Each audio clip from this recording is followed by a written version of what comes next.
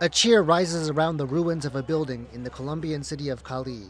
Firefighters have found someone alive. Colombia's streets are littered with rubble after a Magnitude-7.4 earthquake struck early in the morning. Across the country, an unknown number of people are trapped beneath flattened buildings. For their relatives, it's an anguished wait. My apartment was 302, and it was completely destroyed. My wife was inside. Thankfully, my daughter had left early, and so had I. I left early for work. And look, this is what happened. We haven't been able to rescue her. We don't know whether she is alive or dead. Colombia is no stranger to disastrous earthquakes. Another, centered in the same area, killed 1,200 people in 1999. I've always been pretty calm, but I thought, well, let's wait for it to pass. But we saw that the magnitude was too strong, so we searched for a place where we knew was solid ground here in the square. I think that if it had lasted 5 more seconds, there wouldn't be anything left. I think we really reached the limit of resistance. The earthquake comes as an early test of leadership for President Abelardo de la Espriella, who was inaugurated just days ago. He's declared a state of emergency.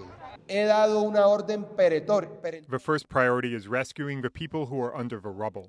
That is the priority, rescuing the people who are still under the rubble. There's also mounting concern among survivors over how they'll make it through the coming days without access to basic utilities. There's no electricity, no water, no power, and no internet either. And the city is practically at a standstill in terms of traffic, water, and internet service. I repeat, water. Pledges of help are coming in from abroad, including from neighboring Venezuela, itself still recovering from twin earthquakes in June that killed thousands. But there's a realization that getting help to where it's needed may not be easy. The quake's epicenter is in a rural, lower-income region that's more difficult to access.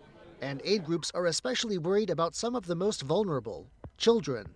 Right now, we are trying to get some food, water, and above all, we're trying to display people on the field so we can be there with the children and establish something that we call child-friendly spaces.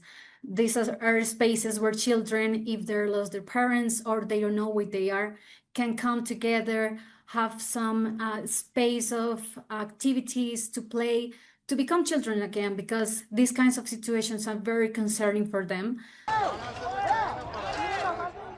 For now, Colombians are banding together and helping themselves, though. Professionals and volunteers combing the destruction and not giving up hope that there are lives still to save. Alex Chen and John Van Trieste for TaiwanPlus.